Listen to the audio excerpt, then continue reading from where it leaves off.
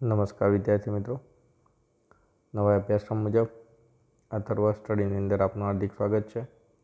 ધોરણ 7 સ્વાધ્યાય પોથીનું સંપૂર્ણ સોલ્યુશન, વિષય છે સામાજિક વિજ્ઞાન, પાઠ નંબર 11 પર્યાવરણના ઘટકો અને આંતરસંબંધો.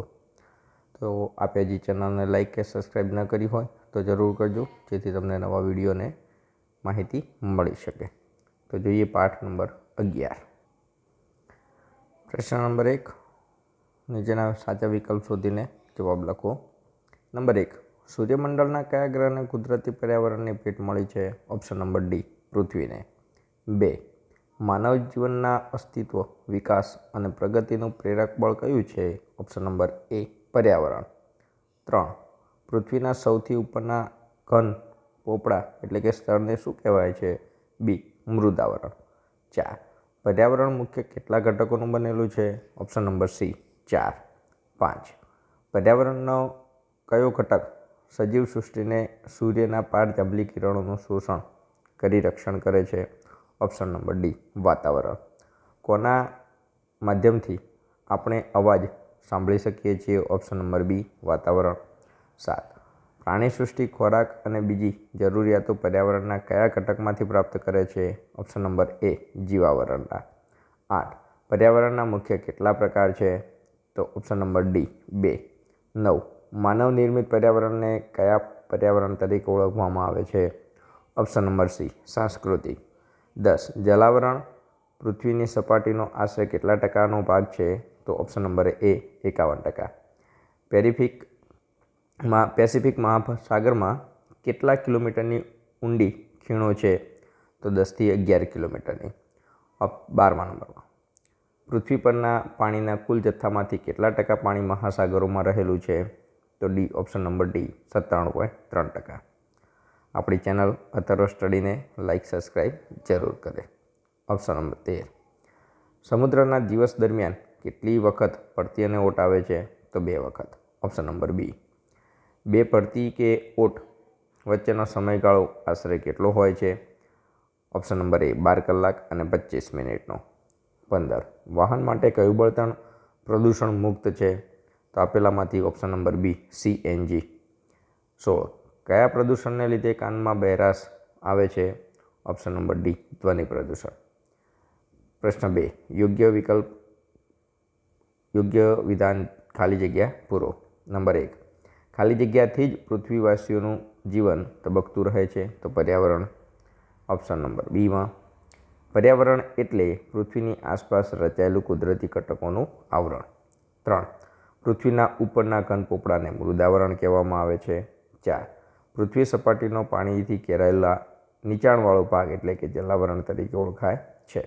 5, વાતાવરણ સૂર્યના પારજાંબલી કિરણોનું શોષણ કરી સજીવ સૃષ્ટિનું રક્ષણ કરે છે. 6, વાતાવરણના માધ્યમથી આપણે અવાજ સાંભળી શકીએ છીએ. 7, માનવ નિર્મિત પર્યાવરણને સાંસ્કૃતિક પર્યાવરણ તરીકે ઓળખવામાં આવે છે. 8, પૃથ્વી સપાટી પર ભૂમિ વિસ્તાર કરતાં પાણીનો પ્રદેશ વધારે છે. 9, પાણીનો વિસ્તાર પૃથ્વી સપાટીઓ આશરે 71% ભાગ રોકે છે. 10, સમુદ્રનું પાણી કિનારા તરફ ખસી આવે છે, તેને પડતી કહેવામાં આવે છે. 11, સમુદ્રમાં દિવસ દરમિયાન 2 વાર પડતી ઓટ આવે છે. 12, સૂર્ય અને ચંદ્રના ગુરુત્વાકર્ષણના કારણે સમુદ્રમાં પડતી ઓટ આવે છે. 13, પૂનમ અને અમાસના દિવસે સમુદ્રમાં મોટી પડતી આવે છે. 14, સમુદ્રના ગરમ પ્રવાહો વિષુવવૃત્તથી ધ્રુવો તરફ જાય છે. 15, સમુદ્રના ઠંડા પ્રવાહો ધ્રુવોથી વિષુવવૃત્ત તરફ જાય છે. 16, ધ્વનિ પ્રદૂષણને ઘોંઘાટ પણ કહેવામાં આવે છે. 17, વધારે પડતા ઘોંઘાટથી ઘણા કીટકો અને જીવાણુઓ નાશ પામે છે. પ્રશ્ન નંબર 3, વિધાનો ખરા છે કે ખોટા તે લખો. નંબર 1, પર્યાવરણ ન હોત તો આપણું અસ્તિત્વ જ ન હોત. સાચું. 2, મૃદાવરણ ખડક, ખનિજો અને વનસ્પતિનું બનેલું હોય છે. ખોટું. સમગ્ર પ્રાણી સૃષ્ટિ ખોરાક અને અન્ય જરૂરિયાતો જલાવરણમાંથી પ્રાપ્ત કરે છે. ખોટું. પૃથ્વી સપાટી પરનું મોટા ભાગનું પાણી ખારું છે. સાચું. સમુદ્રમાં ભરતી સમયે પાણીનો જુવાળ કિનારા પાસે આવે છે. સાચું. સૂર્ય અને પૃથ્વીના આકર્ષણ બળને કારણે સમુદ્રમાં ભરતી ઓટ આવે છે. ખોટું. અમાસ અને પૂનમના દિવસે સમુદ્રમાં મોટી ભરતી આવે છે. સાચું. મહાસાગરના ગરમ પ્રવાહો ધ્રુવો તરફથી વિષુવવૃત્ત તરફ વહે છે. ખોટું. પર્યાવરણને દૂષિત કરતા ઘટકોને પ્રદૂષણ કહેવામાં આવે છે. ખોટું. ભૂમિ પ્રદૂષણ અટકાવવા માટે ખેતીમાં ટપક અને ફુવારા પદ્ધતિનો ઉપયોગ કરવો હિતાવહ છે. સાચું. ખેતીનો ઘન કચરો સળગાવવાથી હવા શુદ્ધ બને છે. ખોટું. ઘોંઘાટ દરેક વ્યક્તિ માટે સાપેક્ષ હોય છે. સાચું. પ્રશ્ન નંબર 4 જોડકા જોડો. તો રાસાયણિક ખાતરો અને જંતુનાશક દવાઓ માટે ઓપ્શન નંબર 4 અવકાશી પ્રદૂષણ. વાહનોનો ધુમાડો ઓપ્શન નંબર 1 પાણી પ્રદૂષણ.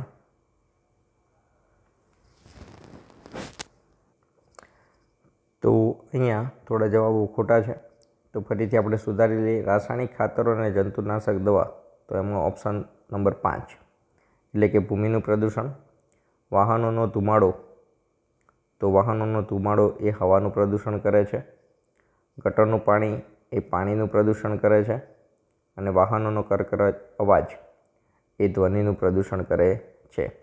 તો આપણે એના દ્વારા સાચા જવાબો મેળવીએ. આગળ જોઈએ તો પ્રશ્ન નંબર 5. નીચેના પ્રશ્નોના ઉત્તર 1-2 વાક્યમાં લખો. પર્યાવરણના ઘટકો લખો.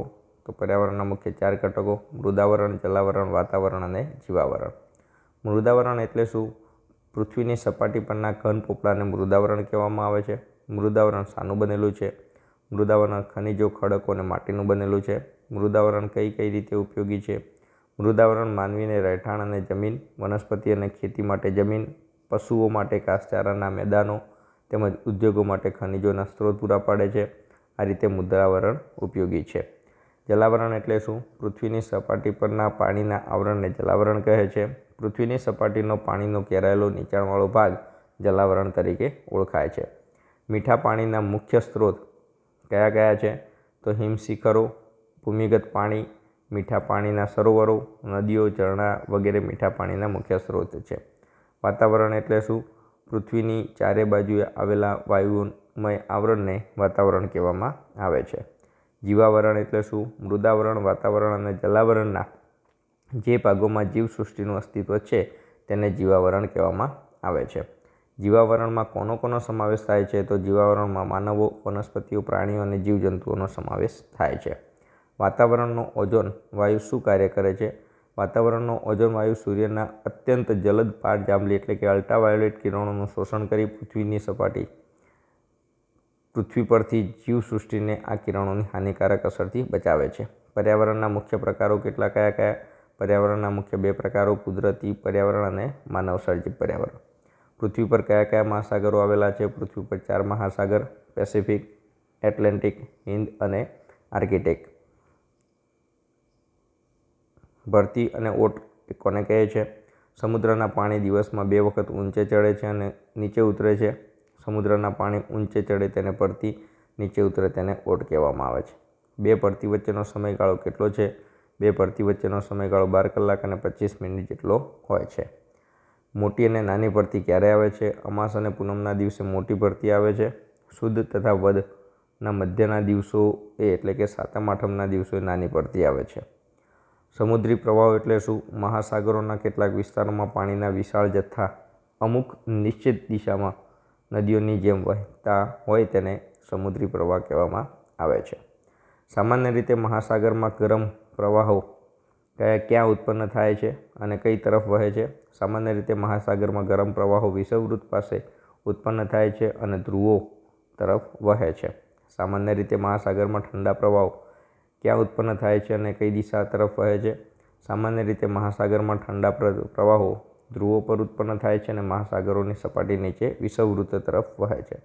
પ્રદૂષણ એટલે શું?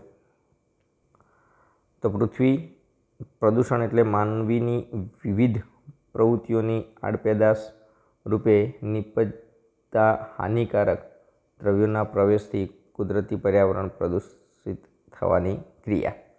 પ્રદૂષક કોને કહે છે? તો પર્યાવરણને દૂષિત કરતા ઘટકોને પ્રદૂષક કહે છે. ભૂમિ પ્રદૂષણ એટલે શું? વિવિધ કારણોસર ભૂમિ જમીનની ગુણવત્તામાં કે તેના પોષક ઘટકોમાં થતા ઘટાડાને ભૂમિ પ્રદૂષણ કહે છે. જળ પ્રદૂષણ કોને કહે છે? બાહ્ય અશુદ્ધિઓ ભળવાથી નિર્ધારિત ઉપયોગ માટે અયોગ્ય દૂષિત પાણીને જળ પ્રદૂષણ કહેવામાં આવે છે. હવા પ્રદૂષણ કોને કહે છે? ઉદ્યોગો, મિલો, કારખાના તાપ વિદ્યુત મથકો વગેરે દ્વારા છોડવામાં આવતો ગેસ કે ધુમાડો વાતાવરણમાં ભળે છે ત્યારે તેને હવા પ્રદૂષણ કહે છે. ચીડિયાપણું કયા પ્રદૂષણની માનવ જીવન પરની અસર છે? ચીડિયાપણું એ ધ્વનિ પ્રદૂષણ એટલે કે અવાજ પ્રદૂષણની માનવ જીવન પરની અસર છે. પ્રશ્ન નંબર 6 ઉત્તર લખો. 1. પર્યાવરણ એટલે શું? તો પર્યાવરણ શબ્દ પરી અને આવરણ એ બે શબ્દોનો બનેલો છે. પરી એટલે ચારે તરફનું અને આવરણ એટલે આચ્છાદન અથવા પડ. આમ પર્યાવરણ એટલે પૃથ્વીની આસપાસ રચાયેલું કુદરતી ઘટકોનું આવરણ. 2. કુદરતી પર્યાવરણના કયા કયા વિભાગો છે? તેમાં કોનો સમાવેશ થાય છે? કુદરતી પર્યાવરણમાં મુખ્ય બે વિભાગો છે, જૈવિક અને અજૈવિક. જૈવિક વિભાગમાં માનવીઓ, વનસ્પતિઓ, પ્રાણીઓ અને જીવજંતુઓનો સમાવેશ થાય છે. અજૈવિક વિભાગમાં ભૂમિ, જળ અને હવાનો સમાવેશ થાય છે. હવાના મુખ્ય પ્રદૂષકો કયા કયા છે? હવામાં ઉડતા બળતણ તરીકે વપરાતા કોલસાના રજકણો, કારખાનાના ધુમાડા, કાર્બનયુક્ત રજકણો તેમજ નાઇટ્રસ ઓક્સાઇડ, કાર્બન મોનોક્સાઇડ, બેન્ઝો, પાયરીન અને કાર્બન ડાયોક્સાઇડ જેવા વાયુઓ હવાના મુખ્ય પ્રદૂષકો છે. ધ્વનિ પ્રદૂષણની અસરો જણાવો. તો ધ્વનિ પ્રદૂષણની અસરોમાં 1. લાંબા સમય સુધી એક ધારો ચાલુ રહેતો અવાજ માનવીમાં બહેરાશ લાવી શકે છે. 2. ધ્વનિ પ્રદૂષણથી માનવીના માનસિક સ્વાસ્થ્ય પર માઠી અસર કરે છે. માનવી માનસિક તણાવ અનુભવી શકે છે. 3. વધુ પડતો ઘોંઘાટથી માનવીના સ્વભાવમાં ચીડિયાપણું આવે છે. 4. ધ્વનિ પ્રદૂષણથી કાર્ય કરવાની ક્ષમતામાં ઘટાડો થાય છે. વધારે પડતા ઘોંઘાટથી કીટકો અને જીવાણુ નાશ પામે છે. ટેપ રેકોર્ડર, રેડિયો, ટેલિવિઝન વગેરે સાધનોના વધુ પડતા અવાજથી પણ શ્રવણ શક્તિને નુકસાન પહોંચે છે. 5. પર્યાવરણને પ્રદૂષિત કરતી અન્ય પ્રવૃત્તિઓ જણાવો. 1. અવકાશમાં છોડેલા ઉપગ્રહોનો ભંગાર, અવકાશયાનના ખાલી ખોખા, ધાતુના નકામા ટુકડાઓ, અવકાશયાત્રીઓએ અવકાશમાં ત્યજી દીધેલો કચરો વગેરેને કારણે અવકાશમાં પ્રદૂષણ ફેલાય છે. 2. કૃત્રિમ વરસાદ વરસાવવા છોડેલા વિવિધ રસાયણો તેમજ પરમાણુ શક્તિના ઉપયોગથી થતું કિરણોત્સર્ગી પ્રદૂષણ પર્યાવરણને પ્રદૂષિત કરે છે. 3. જ્વાળામુખી, વિસ્ફોટ, ભૂકંપ, નદીઓના પૂર વગેરે કુદરતી આપત્તિઓ પર્યાવરણને પ્રદૂષિત કરે છે. પ્રશ્ન નંબર 7 ઉત્તર લખો. 1. જમીન પ્રદૂષણ અટકાવવાના ઉપાયો લખો. તો નંબર 1. પ્લાસ્ટિક અને રસાયણનો ઉપયોગ જરૂર પૂરતો જ કરવો જોઈએ. 2. કારખાના, ઉદ્યોગો તેમજ વસાહતો સ્થાપવા માટે બને ત્યાં સુધી બિન ઉપજાઉ પડતર જમીનનો ઉપયોગ કરવો જોઈએ. 3. ખેતીમાં રાસાયણિક ખાતરને બદલે જૈવિક અને દેશી ખાતર તેમજ લીલા પડવાશનો ઉપયોગ કરવો જોઈએ. 4.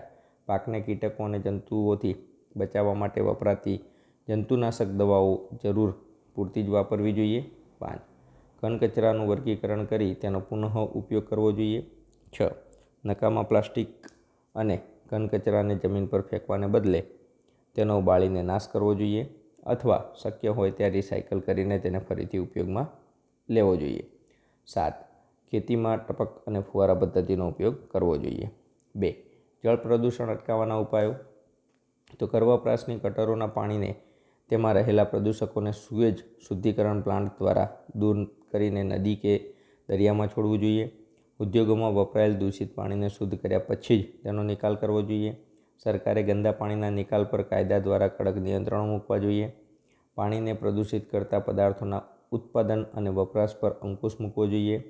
પાણીનું પ્રદૂષણ ઓછું કરવા કે અટકાવવા અંગેની નવી ટેકનોલોજી વિકસાવીને જરૂરી ઉપચારો કરવા જોઈએ.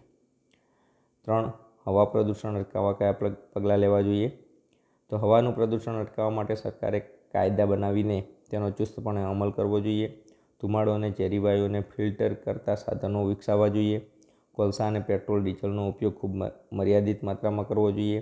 વાહનોમાં CNG અને PNG તેમજ સૌર ઉર્જા અને વિદ્યુત જેવા પ્રદૂષણ મુક્ત બળતણોના ઉપયોગથી પ્રોત્સાહન કરવો જોઈએ.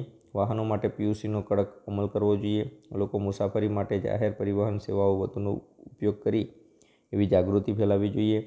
હવામાં કાર્બન ડાયોક્સાઇડનું પ્રમાણ નિયંત્રણમાં રાખવા માટે જંગલો અને વનસ્પતિનું પ્રમાણ વધારવું જોઈએ.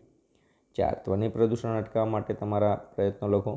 તો મારા ઘરમાં બધા જ વાહનોને યોગ્ય સમયે સર્વિસ એટલે કે રિપેરિંગ કરાવવા કહીશ. રેડિયો, ટેલિવિઝન, મોબાઈલ, વાજિંત્રો વગેરે ધીમા અવાજે વગાડીશ. સિનેમાગૃહો અને જાહેર સભાગૃહ મહત્ત્વની શોષક યંત્રો અને પડદા લગાડવામાં કહીશ.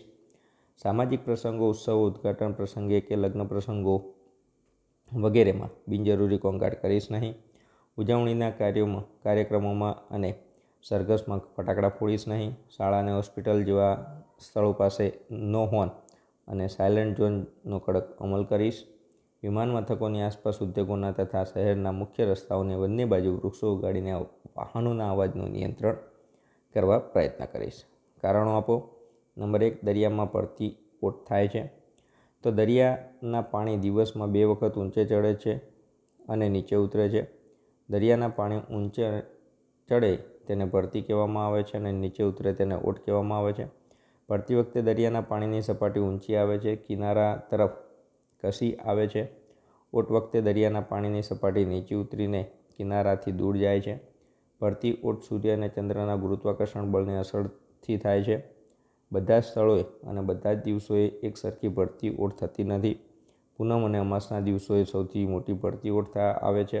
સાતમ આઠમના દિવસોએ સૌથી નાની પડતી ઓટ આવે છે. પ્રશ્ન 2, અમાસ અને પૂનમના દિવસે દરિયામાં મોટી પડતી આવે છે કારણ કે દર અમાસ અને પૂનમના દિવસે સૂર્ય, પૃથ્વી અને ચંદ્ર સીધી રેખામાં આવે છે. તેથી સૂર્ય અને ચંદ્રના ગુરુત્વાકર્ષણના આકર્ષણથી ખેંચાઈને સમુદ્ર જળના વધુ મોટા મોજા ઉત્પન્ન થાય છે. દર અમાસે અને પૂનમે પૃથ્વી પર ચંદ્ર અને સૂર્યનું ગુરુત્વાકર્ષણ બળ એક જ દિશામાં લાગતા હોવાથી એ દિવસે મોટી એટલે કે ગુરુત્તમ પડતી આવે છે. તો આપે અથર્વ સ્ટડીને હજી સુધી લાઈક અથવા સબસ્ક્રાઈબ ન કર્યું હોય તો જરૂર કરજો. તમારા બીજા મિત્રોને શેર પણ કરજો, જેથી જરૂરી દરેક વિદ્યાર્થીઓ સુધી આ લેસન પહોંચી શકે અને સરળતાથી તમે લેસન કરી શકો. આભાર, ધન્યવાદ.